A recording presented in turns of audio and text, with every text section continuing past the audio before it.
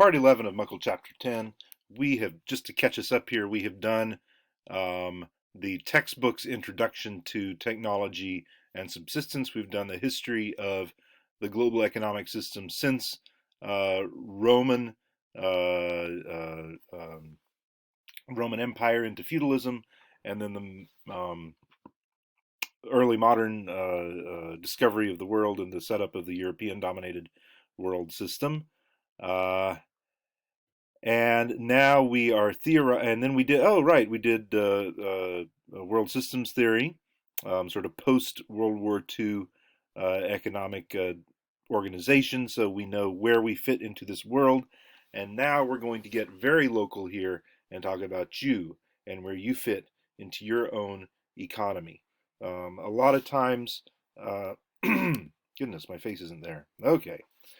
A lot of times, when I have the students there, I ask them what they're doing here, and sometimes they talk about their um, goal of getting a degree because they want to make more money.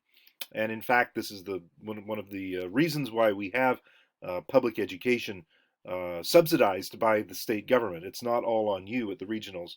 The state does actually pay a little bit, unlike at the main campus where the state pays very little. But the state does subsidize higher education because if you earn more money, you pay higher state income taxes. So there's a benefit to everyone as a result of this.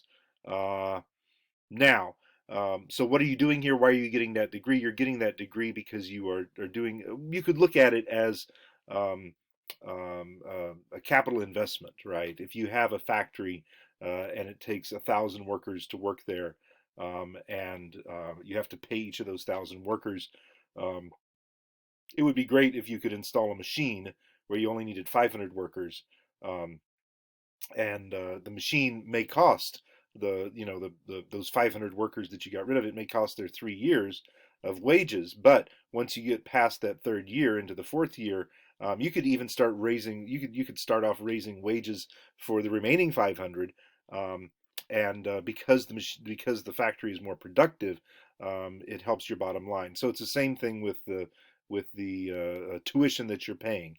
Um, you're foregoing. You're not only paying tuition, you're also foregoing higher wages. If you think about what you could be making working at a factory right now, working 40, 50, 60 hours a week, making time and a half, $25 an hour, which you could be doing this instead of working for 35 hours a week or 32 hours a week at Walgreens, as a cashier, or at Wendy's, for 12 dollars an hour or whatever you make. You could be making a whole lot more, so you're foregoing that for 4 or 5 or 6 years, however long it takes. It's a sacrifice, and it's significant. It may be, student loans are only 15 or 20,000, but the income, the what we call the opportunity cost, the cost that it's taking you to get this degree, maybe 50,000, maybe $100,000 in the hole, before you actually start getting that back 10 years down the line after working a professional job and getting better promotions, better benefits, etc. In any case, so that's what we're talking about now. We're talking about how this affects you, your actual wages as a worker in this world. And this is called History of the Global System. So commodity capitalism, production, distribution, consumption.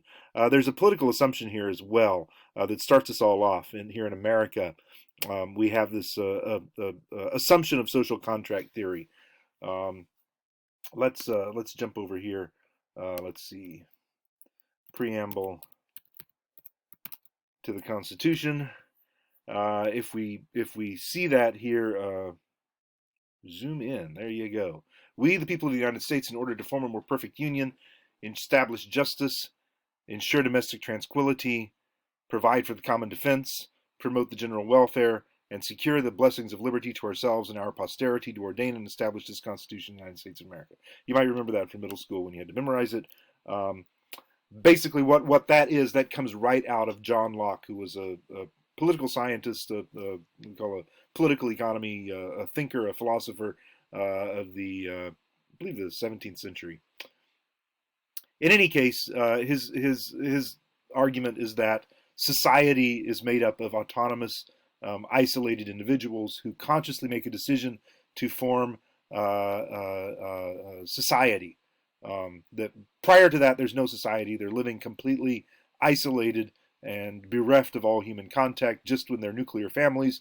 So you've got a man over on one side of the plane, the primordial plane. He's over there with his wife and his and their blood children, and he walks across and he meets the man coming from the other side of the primordial plane, who's standing next to his wife and his children and their property, and they come over and they meet, and person one says, "Hi, um, I'm facing threats from brigands and wild animals," and the other guy says, "Hi, I'm facing similar threats.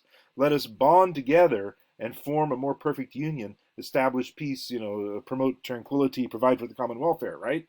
So that is the founding myth of our government, is that we were separated, right, the 13 colonies or whatever, and then we chose voluntarily to come into society and have one another's back in a very precarious way. It's contingent on a transactional sort of, you scratch my back, I scratch yours. It's all for our mutual win-win. Like some kind of a formal negotiation of a merger or acquisition of two corporate overlords. I'm sorry, it's very silly because they really thought this is really how it was, and you've taken anthropology now for for weeks and weeks and weeks. This is nonsense, right? Baboons have society. Chimpanzees have society. Definitely, hunter-gatherers had society. Tribal people have society. There's all kinds of social relationships that are embedded within family relationships. There's nothing conscious and formal about the decision to remain in community. You're born into it. The only reason that you're a human being is because you're already born into existing social relations. That's society pre-exists any consciousness. We are who we are as social beings, right? In any case, so we need to figure out, where did he come up with this? John Locke came up with this social, or people around him. I don't know if he really invented it, but he developed it the most. I remember reading it. You got to read this stuff. I've read it my freshman year in college, in Intro to Political Thought. So the point is where did this come from, right? This is the problem for Marx and his analysis. He's trying to figure out, where did these people come up with this idea of autonomous individuals. So he looks at distribution. Distribution is the focus of neoclassical economics. This is the mercantile capitalism of the 18th century. There's not a lot of mechanization. I mean, there are factories, but it's not like factory production as we see after around 1815.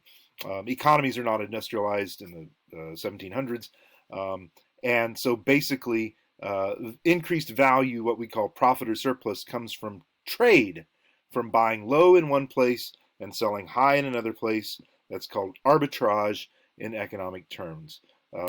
Basically, you've got the Silk Road, right? Goodness.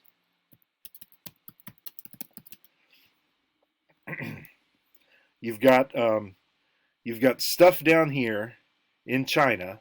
You've got silk. Can we find one? You've got silk over here, and it's very, very cheap. And you've got people who like to buy silk up here in Italy, and it's very, very expensive because the supply is high here, demand is not very high. Supply is low here, demand is very high, so it's very expensive here, very cheap here. You go down here, you buy your silk for a very low price. You pay to transport it either overland or on a ship. The ship may come under attack by pirates, and you have to pay a lot in taxes. You finally get it across all the way up here. You sell it for a huge amount, and that all that is left, once you take out the cost of transportation and other operating costs, that's your profit. And this is pretty familiar to us. The increased value, profit, or surplus comes from trade. buy low in one place, sell high in another place. What happened when Marx looked at industrializing England? He's writing in the 1840s, 1850s, but he'd been watching it because more and more um, from 1815 to 1840 or so, England is the first country in the world to industrialize, and we see that there's a different way of making money. So he begins to see that, wait a minute, instead of buying low and selling high, what these new capitalists are doing are gaining value from the labor of the worker. Now, usually I pause here, but I'm going to pause here anyway because of the video. So we'll pick this up in the next time.